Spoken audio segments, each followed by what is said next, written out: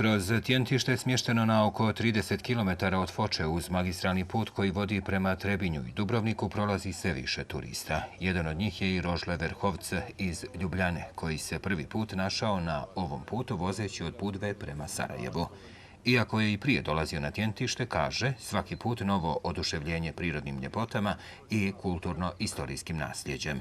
Spojio je ugodno s korisnim na ovom poslovnom putovanju kroz predivan krajolik. Predivno je. Bio sam tu jedno 20 puta sigurno, a nikad nisam se vozio ovim putom iz Trebinja do Gacka, pa sam danas to obavio i super je.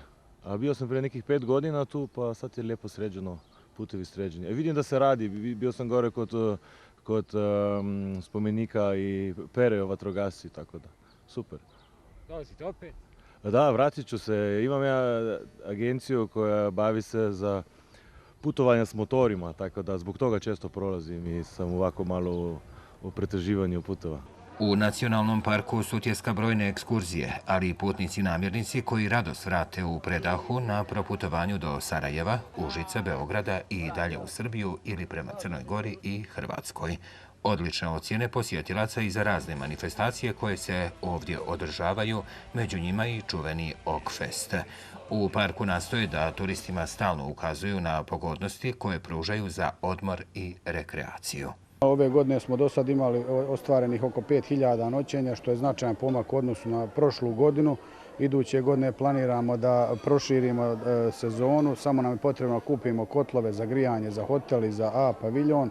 Što se tiče projekta sa Ekonomskim fakultetom iz Sarajeva, to su završeni mokri čvorovi, objekat od nekih 100 kvadrata sa jedno 10 WC-a i oko 20 tuš kabina, sve je to u predviđenom roku završeno, tako da i upotpunili smo tu pondu što se tiče kampa u Nacionalnom parku Sutjeska.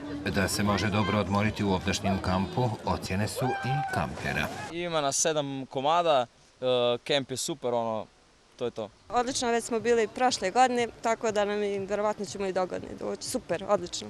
Ovdje je odlično, sve kako treba. Evo, uživamo, igramo karata, kupamo se. U Foči je na putovanju vožnja Evropom kampovalo i oko 200 francuskih studenata kojima je ovaj grad na dvije rijeke bio samo jedna od usputnih stanica. Odabrali smo Foču jer nam prema planu putovanja odgovara zbog odmora koji pravimo na svakih 400 km. Dobar je i put, a našli smo i domaćine koji će nas ugostiti. Ovdje je prelijepo. Kada se vratim u Francusku, preporučit ću mojim prijateljima da dođu. Zaista je lijepo, a posebno planine. Mladi Francuzi prepoznali su kvalitet jednog odijela nastalog od ovdašnjih proizvoda. Uživamo u ovom jelu, gladni smo i prija nam. Hrana je odlična, kao u Francuskoj sa svježim povrćem. Lijepo nam je ovdje uz jelo i dobrodošlica sa osmijehom nam posebno prija. Hrana je odlična, ne znam kako se jelo zove, ali mi se sviđa. Jelo je poznato u ovom kraju. Podjednako ga vole i stari i mladi. U posljednje vrijeme sve je traženije. Stara receptura istakla je kvalitet pomalo zaboravljenih fočanskih lepinja, pljeskavica i ćevapa. Mi pravimo, ajde kažemo, fočanski ćevap, što su gosti ga prozvali u zadnje vrijeme, ko što je majka dobila od starog jednog kuvara fočanskog recept. Malo smo ga doradili, pošto su gosti tražili, neko kaže nije slan, neko malo ovo, malo ono. Tako da napravili smo stvarno jedan kvalitetan ćevap, da kažem, ajde Fočanski, Sarajevo ima svoj, Banja Luka svoj, sigurno mogu da kažem da Foča ima svoj ćevap. U Foču rado dolazi i Jegor Gorbunov, Rus iz Estonije.